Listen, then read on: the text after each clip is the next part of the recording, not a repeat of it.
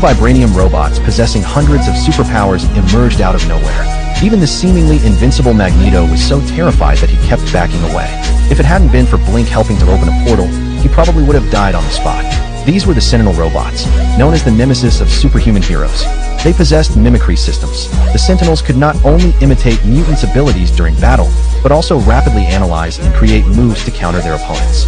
Even Iceman, who was considered Omega level, used everything he had to defend against enemies, freezing the entire battlefield at absolute zero.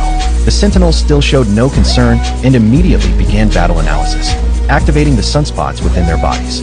Then one grabbed Iceman by the neck, increased its heat output, and brutally melted through his head. With one final stomp, it completely finished him off. Faced with pyros surrounding flames, the Sentinels were even more composed. They did the opposite, fighting fire with ice. Transforming into a frost giant, they withstood the flame damage and strode forward, directly freezing Pyro to death. As for the outwardly strong but inwardly weak Colossus, he was even less of a match. He threw a punch with all his might, gaining no advantage whatsoever. Instead, he was easily grabbed by his opponent, who quickly transformed into metal harder than his own, wound up his arm, and delivered a devastating punch that knocked Colossus to the ground. Before the man could even fight back, his head was smashed to pieces. Shadowcat and Bishop knew they were outmatched, and quickly joined forces to phase through walls and escape. However, the Sentinels' goal was to completely eliminate these mutants. They wouldn't easily let their targets get away.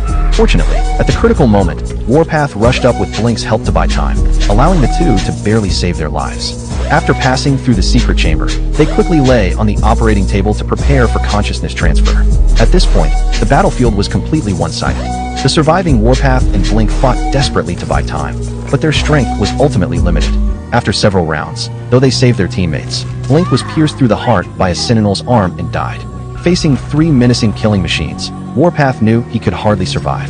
To buy his teammates more time, he resolutely drew his vibranium dagger and heroically sacrificed himself. The Sentinels then reactivated their sunspots, their bodies radiating scorching temperatures, melting through the steel door 100 meters away as easily as a hot knife through butter. Along with the molten lava, an entire head drilled through and quickly locked onto its target. Too late, assholes!